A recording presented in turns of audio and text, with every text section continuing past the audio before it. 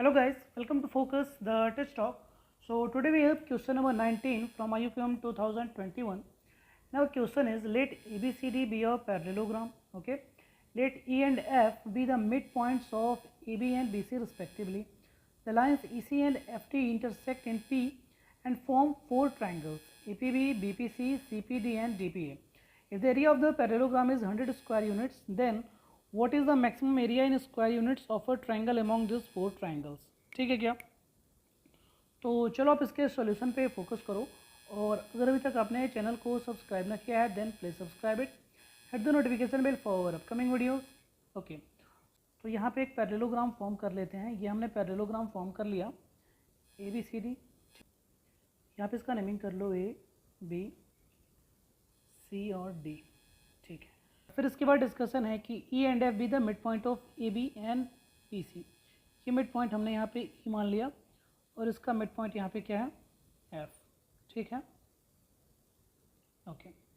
Then after what we have कि the lines E C को आप आपस में ज्वाइन करो. इसी को आपस में ज्वाइन करो, ये कुछ ऐसा ज्वाइन कर लिया. ठीक है, और F D intersect in P, यहाँ पे एफ डी को आपस में ज्वाइन करो. ये आपस में यहाँ पे ज्वाइन होके इंटरसेक्ट करता है किस पॉइंट पे, पी पॉइंट पे. और then after what we have कि this intersection form four triangles A P B. तो एक ट्राइंगल बनेगा ए पी बी, आपने ए से पी को ज्वाइन किया और पी से बी को ज्वाइन किया, तो एक ट्राइंगल बन गया A P B. Then we have B P C, C P D and D P A. चारों ट्राइंगल हमारे पास बन चुके हैं. अब क्या बोल रहा है कि if the area of the parallelogram is 100 square units. तो इसको आप नोट करो, यहाँ पे लिखोगे आप here area of parallelogram equal to 100 square units. ठीक है,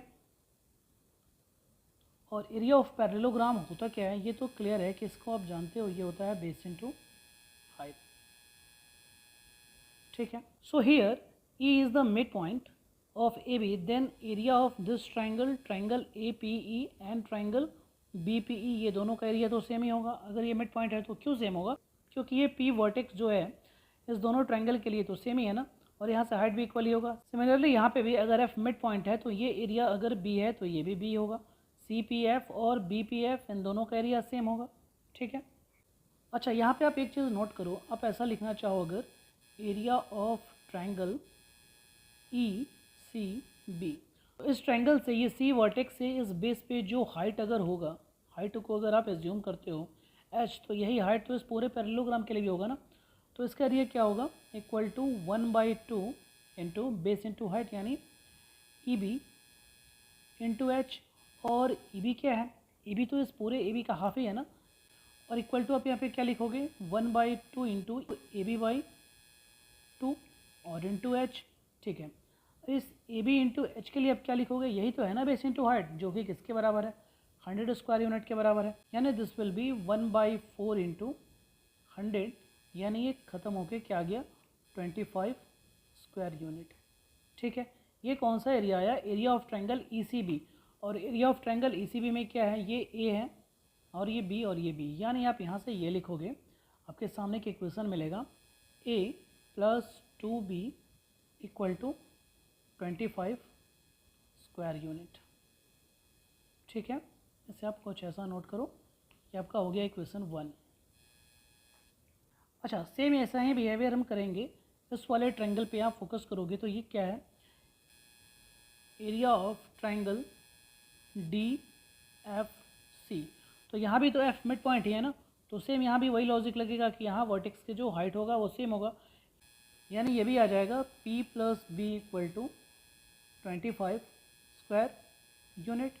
ठीक है, और जहाँ से p का वैल्यू क्या निकलेगा, p इक्वल टू निकलेगा 25 माइनस बी. ठीक है, यानी ये जो पार्ट है ये p, ये निकल गया आपका 25 माइनस बी के बराबर.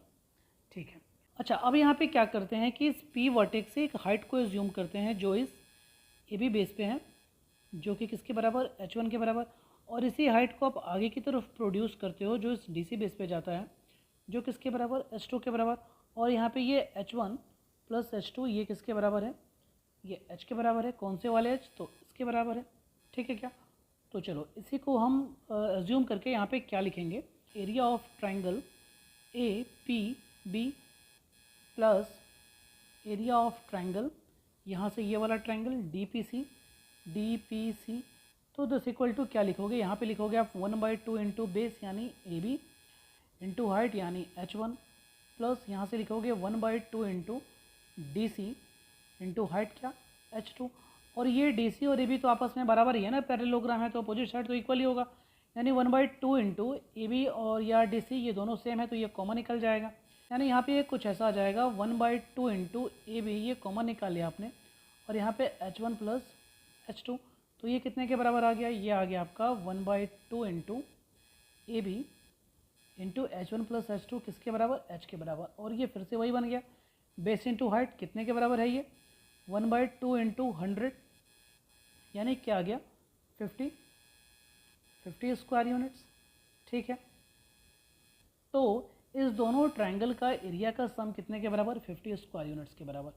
अच्छा देख लो, ये जो ट्रायंगल ए पी बी है वो कितने पार्ट में बटा हुआ है, ए और ए, यानी यहाँ पे आप कुछ ऐसा लिखोगे 2a प्लस, और ये वाला ट्रायंगल क्या है 25 माइनस बी, तो 2a प्लस 25 माइनस बी ये सब कितने के बराबर है, 50 के बराबर है। तो यहाँ से ये कुछ ऐसा आ जाएगा, ये यहाँ पे 2a minus B equal to 25, ये हमारा आ गया इक्वेशन 2। ठीक है, अब इक्वेशन 1 और इक्वेशन 2 पे हम फोकस करेंगे।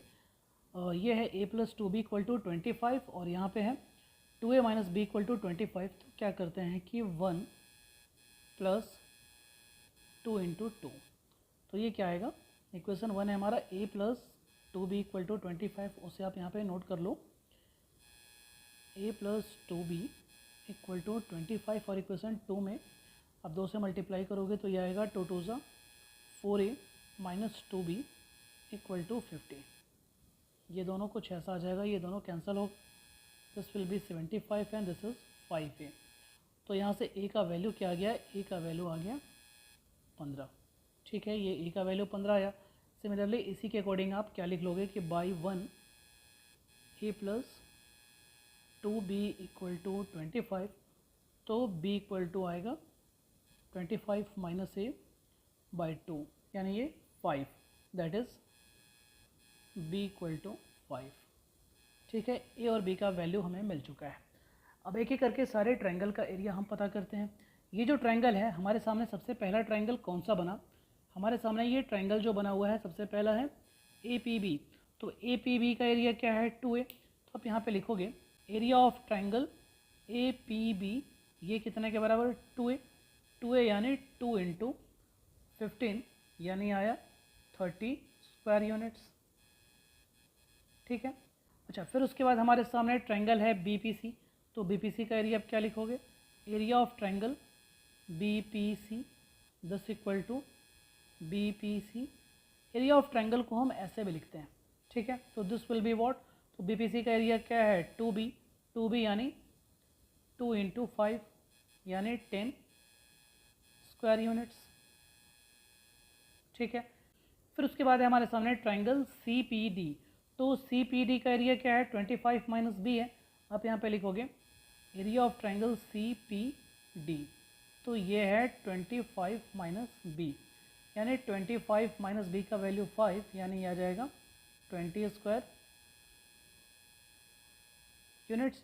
और फाइनली उसके बाद हमारे सामने एक ट्रायंगल ये बच गया, area of triangle D P ए, तो डी पी ए का एरिया क्या आएगा, डी पी ए का एरिया जो आएगा वो पूरे पैरेललोग्राम के एरिया से इन तीनों ट्रायंगल को माइनस कर दो, यानी 100 माइनस आप यहाँ लिख लो 30 प्लस 10 प्लस 20 यानी ये आ जाएगा 40 स्क्वायर यूनिट्स।